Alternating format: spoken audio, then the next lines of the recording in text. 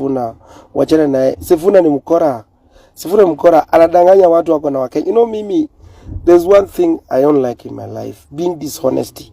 It is either you are with them or we are with the Kenyans. There's no any way why is he confusing Kenyans? He keeps up the momentum, he gains the trust of the Kenyans. Then the next minute, gari imeisha pumzi. You know, and that is, hiyo ndio sasa siasa ya Raila anafanyanga hivi. Yaani unashika momentum kabisa. Watu wanakuamini. Alafu unakuja tena mimi natakanga siasa ya kwenda na kwenda. Si unaangalia hata ule. So we will do the civic education to the people, to the Kenyans, so that they get to know what is really needed to be done as a country. No. And I'm happy that people are getting to understand. It's a process. It's a civic education. Lakini mambo ati mtu wetu na sisi tuko pale tunaumia. Wakipata they only embrace their close friends. But the majority of you are subjected to kusikiza vingora zikipiga and all that. We're celebrating, for example, maybe you have brought Aleko Soga. Budget is there. Unauliza umfanya nini? Umecelebrate wewe amekuwa treasurer Homa Bay. Umeleta nini? Yenye watu wa Homa Bay can see, can feel it. And that is the position. That is how we should be thinking about. Look at the policies that we are passing as a country. Let us look at in terms of the agriculture. To improve mambo industrialization. What are we doing and all that? Now you know the conversation that the young people we should have. No. Mimi, I look at myself and everything that really makes me to work hard is I become merciful to my people. I look at my constituency, poverty level, and I ask myself a question. In my small capacity, what can I be able to do to improve the life of somebody? To make that somebody feel the hope. But the leadership we have today, our big boys that they call themselves the kingpins, they don't think of any other person other than themselves being billionaires. Once he becomes a millionaire, he wants to become a billionaire. Once he becomes a billionaire, he wants to become a trillionaire. They want to have aviation, to control the aviation, to control the sectors maybe. And that is, the hierarchy keeps on going up. But we forget to know that we will never be there forever. But if we can move together with the rest of the world, with the rest of the Kenyans, then we can make a very better country.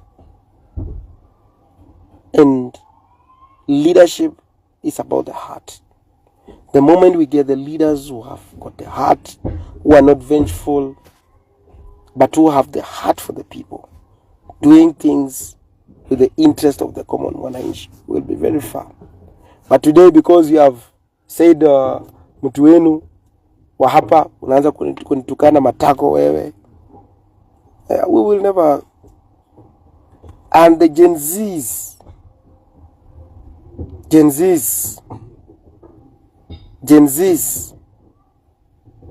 are anointed people who are going to change this country. The future of this nation is in the hands of the young people. It's in the hands of these people. I believe one day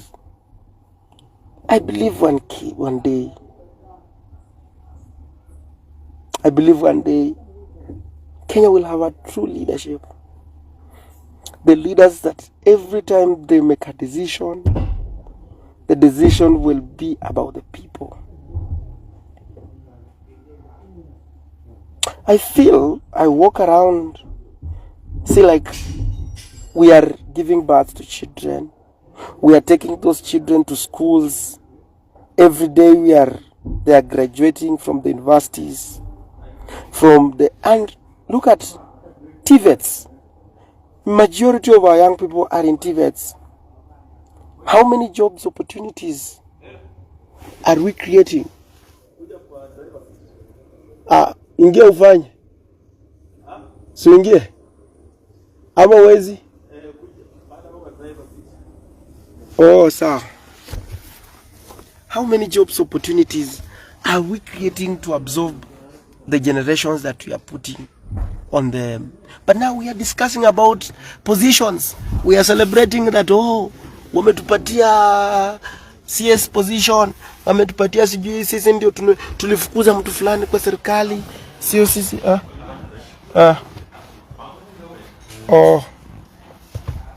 Tulifukuza mtu fulani kwa serikali, tulifanya nini? Those with the kind of that mentality, we can never grow. I mean, where are we? We can never grow. And that is what I really feel like as a country, we must, you know, we must start thinking about these people. We must start thinking about these people. We must start thinking about these people. Hata toki niambia na vila akal utandu I will tell you the truth as it is, because there's nothing you can do for me. You cannot do, there's nothing you can do for me. Huh? Yeah. So time is coming. Kwani wewe unasema yeye ako miaka ngapi sahi? How old is he? He's how old? 80 what years? Huh? How old is he? How old is he? Yeah. How old is he? He's about 80 something. In the next 10 years, how old will he be able to move all around? So, you know, sometimes I look at positions. I look at how you must get to understand. Ask yourself, how many bills have passed? How many bills have passed in this country? How many bills have passed so far since we came into power? The bills that have passed are only touching on people with interest. But there are so many bills that we have passed, but they cannot go through because you don't have numbers. People who are there, they are only serving the state house. So they only get what they get from the above there. There's what you call the money bill. That to get through is another hell. So issues to do with about, if we can have many members and then we can resonate together about the people, then we can with them or we are with the Kenyans. There's no any way why is he confusing Kenyans? He keeps up the momentum, he gains the trust of the Kenyans, then the next minute gari imeisha pumzi. And that is, hiyo ndio sasa siasa ya Raila anafanyanga hivi. Yaani unashika momentum kabisa. Watu wanakuamini. Alafu unakuja tena mimi natakanga siasa ya kwenda na kwenda.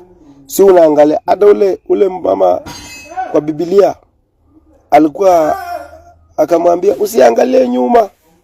Alikuwa anaitwa nani? There is the Bible. I don't know what's the name. So whoever